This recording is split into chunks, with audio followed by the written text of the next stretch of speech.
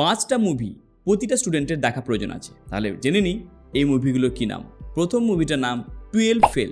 মনোজ কুমার শর্মা নামে আইপিএস অফিসারের একটা ট্রু স্টোরি। কিভাবে একজন 12 ফেল করা স্টুডেন্ট আইপিএস অফিসার হলো তা নিয়ে এই গল্প।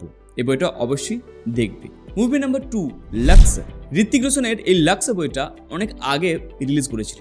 এই মুভিটার মধ্যে তোমার আমার গল্প লুকিয়ে আছে। আমাদের মধ্যে অনেকে আছি, আমরা বুঝতে পারি না কোন কাজটা করবো, কোনটা কাজটা করবো না, কোনটা আমার লক্ষ্য সেটা আমরা বুঝতে পারি না। আর এই লক্ষ্য নির্ধারণ করার জন্য এই বইটা অনবদ্য।